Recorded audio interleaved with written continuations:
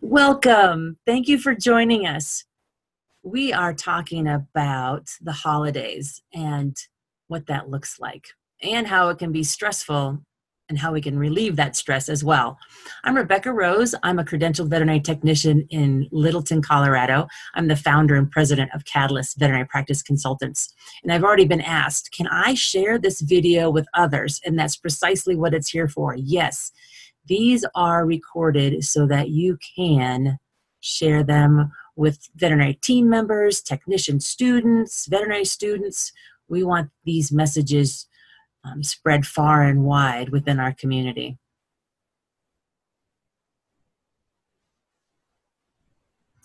So the topic is, got holiday stress? Yeah. And we hope for you to have awe moments. We want those stresses to be relieved, and we are going to give you tips and tricks for that.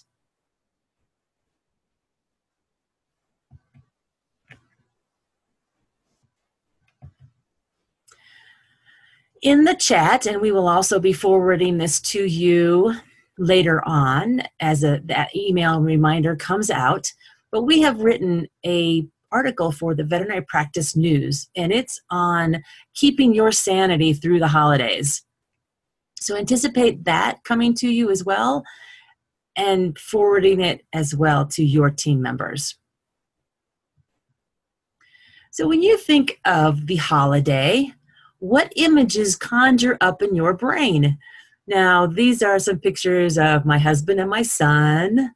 How many of you have done the Ralphie, the Christmas story, right? There's that lamp over there. So there's all sorts of visions that conjure up in our brains. Most often they're positive and they're fun and they're loving, but then there's also these ideas of, oh my gosh, there's so much to be done. There's the holiday zoo lights to go to and the decorating. So when I think about it, there's just the hustle and the bustle. There's the glitz and the glamour, which can be good, right? How often do we have an opportunity to actually put on that black dress or dress up to the hilt with putting on our finery? The shopping. What about the preparing for the food? This morning, my husband and I were trying to figure out, okay, if we get a 20-pound turkey and it's frozen from the grocery store, how many days does it have to be in the refrigerator or how many hours in the water? I mean, we're really trying to figure all of these things out. So there's the food preparation, gift wrapping, which I have to be perfectly honest, I love the gift wrapping. The parties, the decorating, and oh my gosh, more parties. When you're thinking about your schedule already on your Google Calendar or your phone or just simply in your brain, are you overwhelmed already? How can you juggle all that? Well, we're going to offer some tips. That's what we're here for. You were given, and we will send out again, this life stress test. So you could have downloaded this through a PDF, or you could have gone online and filled it out, and it'll calculate all this for you. In my experience, team members, or anybody in general actually, want to know, yes, I'm stressed, but if I can quantify it, that'll make me feel happier because then I can figure out how to actually bring it back down. So that's exactly what this life stress test is for. A couple of years ago, I did this life stress test, and I was also in the middle of some treatments for health issues, and I think my stress number was like 387. It was really, really high. And I knew at that point in time that for me, I needed to be extra careful and pay special attention to my needs as well. And as you can see here, you calculate it for 12 to 24 months. There could be a death in the family, adds up points. There could be a change in your career, adds up points. I even found this one about outstanding personal achievement, add 28 points. Outstanding personal achievement could be maybe you became a VTS, or maybe you're becoming that manager in your on your team. Maybe for those that are in the field of education, maybe you're getting a promotion. These are all stressful. They're good, And we applaud you for getting those things done. And yet, hindsight, there was a lot of stress involved in that. Now, for me, I had to throw this in. We have a new addition to our family. This is my grandbaby, Renly, and that's her mother, Tiana. And even for us, when Renly is going to be visiting us this Christmas, I'm already thinking, oh my gosh, how am I going to keep Renly out of the tree? Because I want a big one. And Tiana, those boxes at the base of that Christmas tree, she put in 25-pound weights, and she's using those as the barricade so the baby can't get to the tree, right? So yes, it's wonderful to have a Renly in our life and have a new grandbaby, and you might have a baby in your family as well. And yet, there's some additional stress. So let's keep these things into perspective, specifically for the holidays. When you looked at that life stress test, there was actually giving yourself 50 points for being married and giving your 50 points for being single.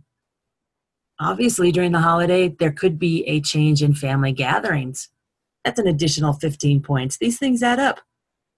What about changing in eating habits? I am fond of eggnog.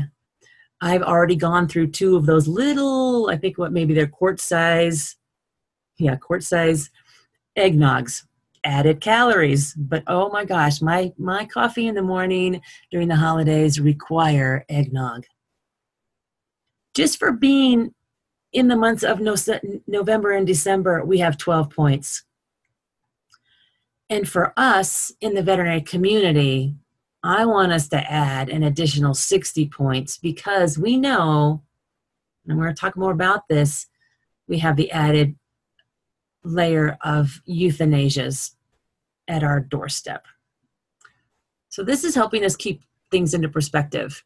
And this might be an eye-opening experience for you too, saying, yes, I'm experiencing this, and there might be some affirmation knowing that everybody else in my world is experiencing this as well. And let's keep in mind our clients, right? They have all of this going on in their lives as well. So let's get real clear as to the stressors of the holiday. This is a picture of my son. He and I went to IKEA, I think maybe last year, at the holiday season. And this is him trying to work through the kiosk, trying to find something that he had purchased. Yes, these things happen. So here are a list of stressors. So you can probably be listing this out for yourself as well. But simply, I just can't feel like I can do it all. And rarely do we take other things off of our plates. We just keep piling it on. So, let's think about, we already have, veterinary team members may already have a plate that looks like a Thanksgiving meal. And here comes the holidays. And instead of taking those mashed potatoes and that second helping of green beans and everything off, we just keep piling it onto it. So what can we take off of our plate this time of year? The idea that I can't afford it. Yeah, wow, definitely. Keeping to a budget might help. But I'm not here to offer solutions yet. When I gave this presentation to a group of managers last year, I asked, how many of you in the audience simply have high expectations during the holiday? And a large percentage of the hands went up. Like, wow, we're setting ourselves up for that failure even by having those high expectations. Maybe during the holiday, we could decrease just simply having those expectations. Some people can't stand the crowds. And on the other flip side of the coin, some people aren't fond of their family members, especially when they all get together. They might be able to handle 1 or 2 at a time, but oh my gosh, now we have a table of 14. Wow. For some folks, their family is far away. And, again, on the flip side, some folks, their family is simply too close during the holidays. Too many parties, too much food, or even too many adult beverages, and the calories just add up. I think statistically during the holidays, we gain like 10 pounds if we're not staying on top of it. For veterinary team members, there may be just too many shifts to cover because folks are taking their needed and required holidays. And as I mentioned before, more euthanasias. So get really clear with the stressors during the holidays for you and maybe even for your team. Is it any wonder then, when we think about this, that this is how we feel during the holidays? I know there's an attendee that says she's already feeling this a week before Thanksgiving. So yes, there's plenty of stress to be added. So let's think about how can we create these quiet, special moments in the upcoming weeks, regardless of what you're celebrating. So we're going to be offering some tips to decrease the personal stress. What can you do personally at this point in time? Well, for me, this really is something, keeping it simple. Be simple, be still, be quiet. In the morning or in the afternoon or when you go home or on the weekend, creating that quiet moment. This is actually a picture of a hot cocoa I created a couple years ago. And this for me is my aha moment. This for me is creating that quiet, that stillness. And more importantly, recognizing it and being grateful for it. Cozy up on the couch, grab your favorite slippers, grab a book, possibly give yourself 15 minutes of quiet downtime. Or if you're so inclined, just sit there with your eyes closed. Oh, wow, that feels great. Now, there was this idea that it is a costly time of year. We know statistically a lot of people overspend. Well, there's also a lot of ways of giving free gifts or even those handmade gifts. Oh my gosh, I think those handmade gifts are the ones that come from the heart, that there's actually that intention while we were creating it, are far more special during this time of year. So think about the gifts that are intangible. Think about the sincere hug, the belly laugh. Think about seeing that mother with 2 children in tow, juggling the gifts she just bought, totally stressed out, helping her with the door, right? There's a great moment. That's a free gift. And that person in that moment is very grateful. So for you, what are some of the ways that you can express these gifts of abundance that can be free? They're genuine and they do come from the heart. These heartfelt acts of kindness can spread an abundance of joy and cheer this time of year. Calorie counting, as we mentioned, the eggnog, the pecan pie. I was just somewhere the other day and I didn't eat half of the pecan pie, which is usually what I try to do. I ate the entire pecan pie. It was heavenly. However, those added calories can add up. And so I do try to consciously stay on top of it. Now, for me and my family, we do, during the holidays, make it a tradition to go out for walks. This is actually my mother over there in that red Carhartt, and this is my husband last Christmas. This is in Gunnison Valley. We're probably at about 8,000 feet, and yes, it's cold, but we do this. It's part of our get up in the mid-morning, go for our walk, get out, view the scenery, and create this for us. And my mom, she's quite a trooper. Here, she's 74 years old doing this, and she initiates it. This is a big part of her for us getting out. Now think about how you could do this even with your family and friends in the neighborhood. Now, other ways of calorie burning, dancing in the kitchen, turning on and cranking those holiday tunes. That's a great way. Even standing in line. Yesterday, I was at the Seattle airport, and there was a woman standing in line, actually doing some deep knee bends and stretching her calves and hamstrings. And I thought, yes, good for you. And I imagine that you can do these things as well. Taking the stairs instead of the elevators, or even parking in that parking lot space that's further out. These all add up, not just this time of year, but throughout the entire year. Now, keeping it simple, coming back to this idea of embracing the wonder of the holidays, simply recalling some of those holiday memories that bring a smile to your face. My family will be together, fingers crossed, on Christmas Day for the first time in 13 years. That's a long time. We got this grandbaby coming in, and my daughter and her husband are flying in. And you can bet your bottom dollar I am going to be pulling out the photo albums from years past, because they just bring so much joy even to me now thinking about that. And those holiday traditions. We do holiday traditions of decorating the gingerbread cake and driving around the neighborhoods looking at all of the holiday decorations. So for you, what holiday traditions can you embrace? What new holiday traditions could you start that are simple, that are joyful? We have some holiday events that, for me, it takes me back 40 years ago, making those handmade, crocheted gifts. Wonderful, wonderful things. Cookies.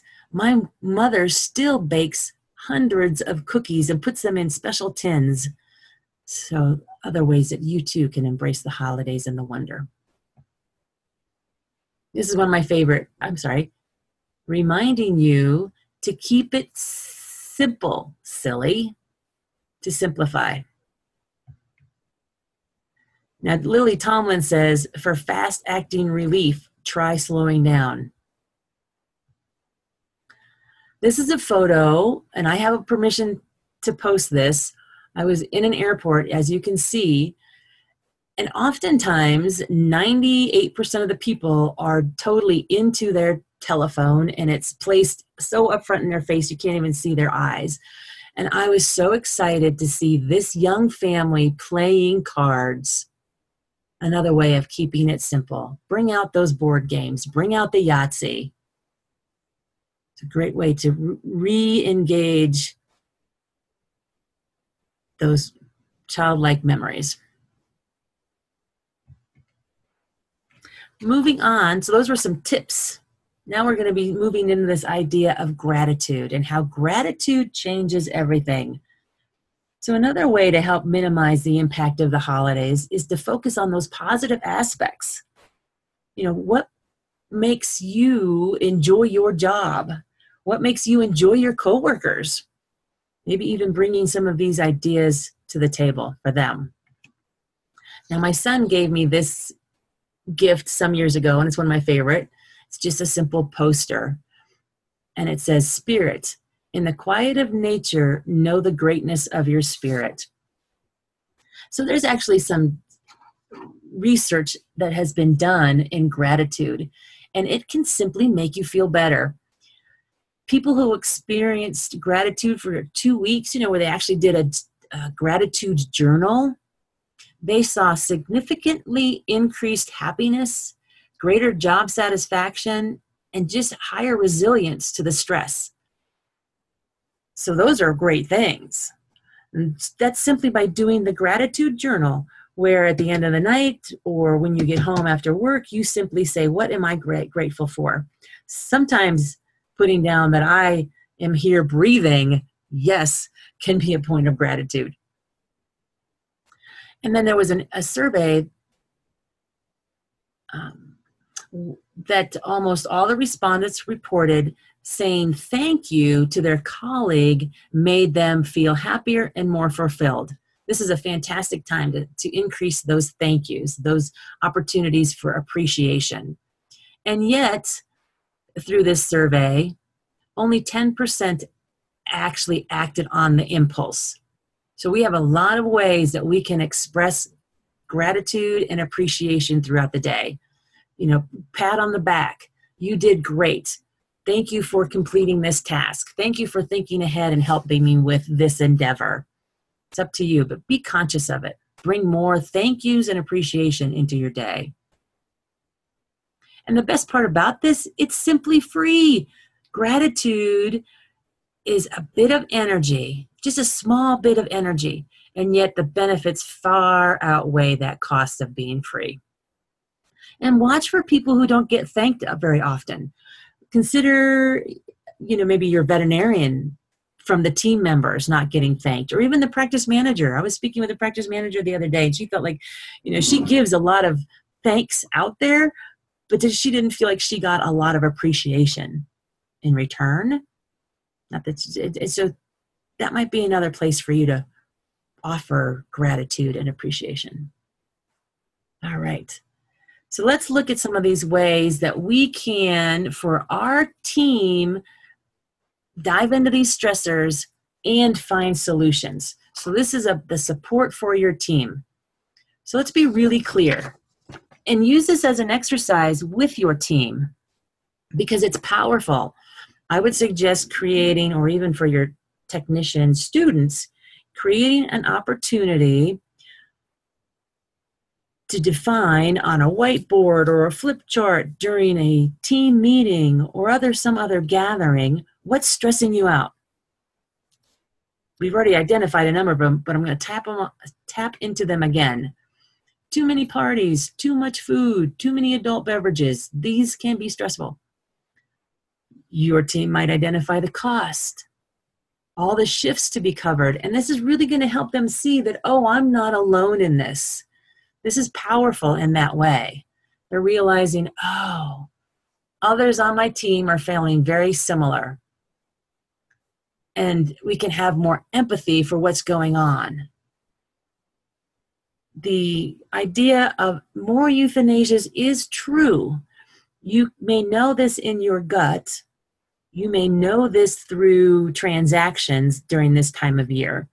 And I was really surprised to find in research that there's the reasons for this. It can be because there is an elderly pet, or maybe a pet with a debilitating disease or illness, that the family during the summer and the fall hadn't really paid much attention to the deterioration of that. And now all of a sudden, of that pet, which is just part of the process, the end of life care. And now they're decorating the house. They have all these people coming over, and they're looking at their aging pet in a different way. So that might be a reason for them to bring that pet that's at end of life to you now. Maybe a family member came to you or into that house and had that appalling look on their face, like, oh my gosh, that pet is really suffering, or whatever that looked like for them. And there might be the thought too that they don't want the pet to pass on the day of the holiday. And there's another idea too that this alien pet might be euthanized and have that good death now, because it might be a good time to introduce another pet at the end of the holidays. So again, I was surprised to read and hear all that research. Your team might be relieved to know and understand that that's truly going on. And how can we support our team members during that? So that's going to be mentioned in the solutions. Now, earlier I kind of slid in this idea that your clients are experiencing all of this stress as well. So let's simply look at our clients are walking in the door equally stressed out from the holidays. They're experiencing too much, cost too much. They're experiencing too many parties, the gift wrapping, the added events on their plate. Let's look at and remind ourselves of ways to relieve this stress. You are strongly encouraged and allowed to and supported in carving out quiet time for yourself. And let this be known to all of your team members. When they go home, make it a special effort to have that cup of coffee cuddled up on the comfy, cozy couch, to take more walks, to initiate and keep in rhythm if they're already in an exercising mode. Keep that up. Now, we know oftentimes during the holidays, exercise takes that back seat. So let's help each other and support each other with, yeah, get out there, move, get up and move around. Now, I know in veterinary practices, taking a lunch is often on the back seat anyway. So now let's really focus on taking a lunch, tending to our needs, disconnecting and getting off of the floor, taking those breaks. They're more needed now than ever before. Nourishing the body, giving yourself time to eat that meal that you've packed for yourself, or go out and eat a healthy meal. Coming back to this idea of treat yourself on purpose. Offer yourself a massage. Maybe in the past you haven't done a mani-pedicure, but this time of the year, it might really make you feel good. I haven't mentioned this yet, but for managers or even just team members that want to support fellow coworkers, think about the people that like massages and do offer a gift certificate in massage if that's appropriate. It's very healthy. There's a lot of benefits to it. Also know that there's a number of team members and coworkers that don't like a massage.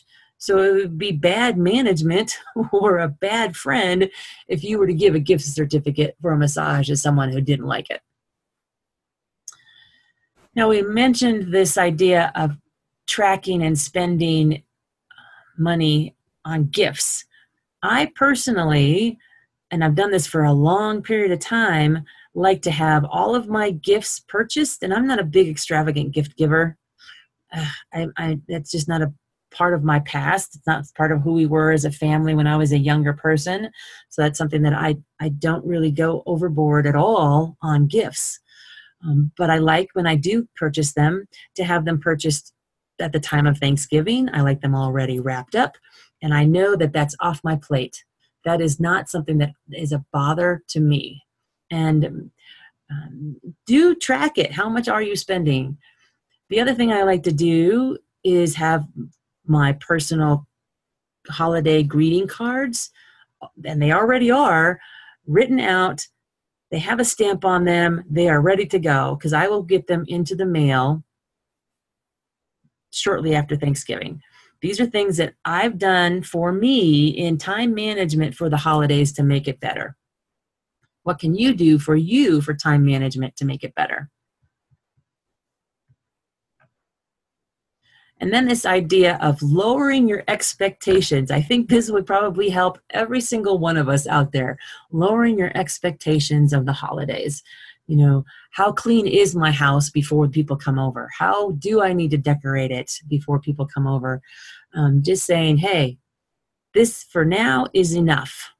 For now, this is going to work. For this holiday season, this is good. And going over to another person's house, because I think usually when we go over to another person's house, we have higher expectations of our own housekeeping and our own decorations and our own preparation of food, that when we go over to somebody else's house, it's not as demanding. So keep that in mind too. The people that are visiting you, kind of like that Irma Bombeck whole idea of, put out and don't overstress about the cleanliness of your house. It's more important that you're sharing the time together. It's more important that you're embracing each other, that you're continuing to build these relationships and love through the holidays. And then the idea of empathy for clients. They too are experiencing all of these things. And now they're coming into you, especially in these emergency clinics. They certainly don't want to be there. And how can your team have empathy and express that to them? Lots of ways that we can support each other as team members, lots of ways we can support each other as teachers and managers, and simply just friends during the holiday.